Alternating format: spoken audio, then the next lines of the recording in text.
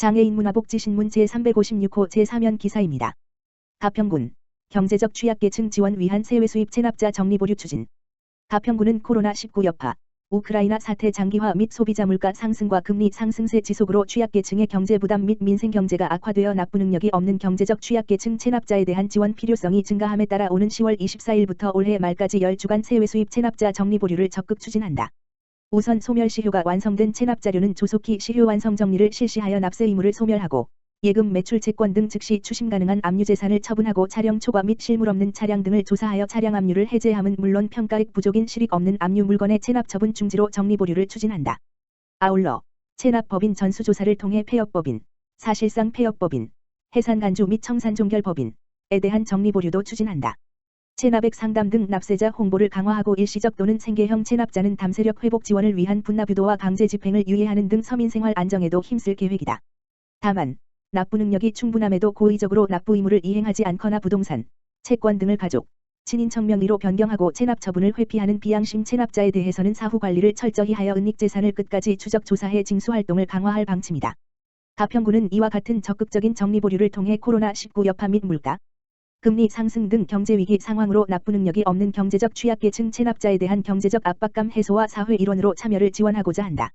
즐거운 장애인 자립생활센터, 일산하이병원과 업무협약 마우. 즐거운 장애인 자립생활센터, 센터장 김진회는 14일 일산하이병원, 병원장 김영호과 센터 소속 장애인 활동지원사의 건강 증진을 위한 업무협약을 체결했다. 이날 협약으로 즐거운 장애인 자립생활센터 활동지원사는 정신건강 증진 및 정신질환자 복지 서비스 지원에 관한 의무 검진과 복부 초음파 검사를 합리적인 비용으로 제공받게 되었고, 장애인 활동지원사뿐 아니라 직계가족도 일산하이병원에서 검진과 치료 시 비급여 항목에 대한 차별화된 혜택을 받을 수 있게 됐다.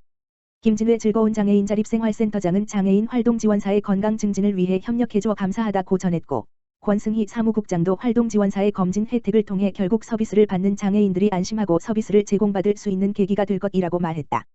김영호 일산하이병원장은 지역사회 내에서 의료기관 본연의 역할에 충실할 수 있는 기회가 주어져 기쁘다고 밝혔다.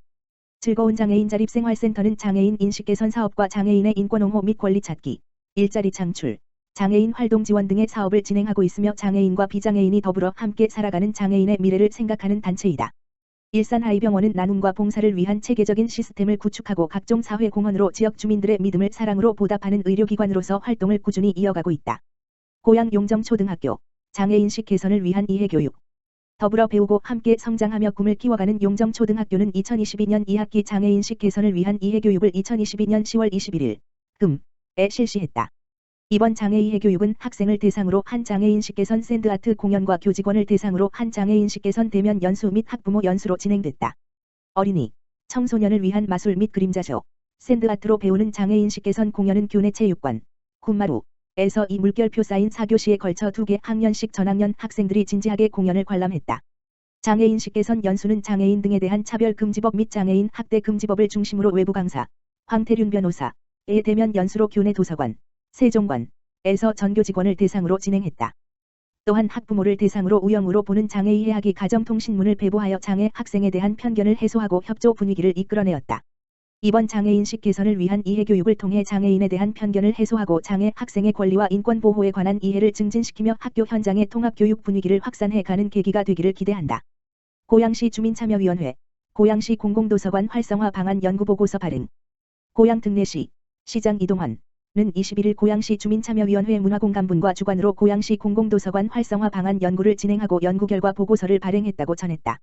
고양시 주민참여위원회 문화공간분과는 올해 4월부터 공공도서관 활성화 방안 정책 제언을 위해 현해연 중부대학교 문화콘텐츠학부 교수 등 주민참여위원과 외부위원들로 연구팀을 구성해 국내외 사례 연구 및 도서관 인식 시민설문조사, 시민집담회 등을 진행했다. 주민참여위원회는 이번 연구를 통해 사회문화적 환경 변화에 따른 도서관 서비스 변화의 필요성에 대한 방향성을 제시하고 오트 서비스 메타버스 구현 비아어 시스템 설치 도서관 이용자가 신간을 보다 빠르게 볼 수 있는 대책 마련 지역 서점과 연계한 협력 프로그램 진행 장애인 이용 편의 증진 등 7개 정책 과제를 제안하였다. 한편 고양시 주민참여위원회는 실질적 민관협치 실현을 위해 7개분과 59명의 위원들로 구성된 민관 거버넌스다. 고양시 주민참여위원회는 정책 제안 및 연구, 공론화를 진행하며 11월에는 지속발전분과 주관으로 교량하부 공간 활용 방안 조사 보고서를 발행할 예정이다. 고양 특례시 행신 일동, 든든찬 장바구니 및 기저귀 지원 사업 실시. 고양 특례시 행신 일동 지역사회보장협의체는 지난 19일 든든찬 장바구니 및 기저귀 지원 사업을 실시했다. 올해 3월부터 매월 시행된 든든찬 장바구니 행사는 저소득 홀몸노인 및 장애인 20가구를 대상으로 제철 식재료 및 밑반찬 등으로 장바구니를 채워 전달한다. 고양 특례시 지역사회보장협의체 공모사업인 기저귀 지원 사업은 거동불편 노인이나 장애인 가구 11세대의 든든찬 장바구니와 함께 기저귀를 지원한다. 김상용 행신 일동 지역사회보장협의체 위원장은 주변 어려운 이웃을 위해 함께 활동해 주신 지역사회보장협의체 위원들께 감사드린다. 지속적인 지원과 관심으로 소외된 이웃을 발굴하는 데 최선을 다하겠다. 라고 밝혔다.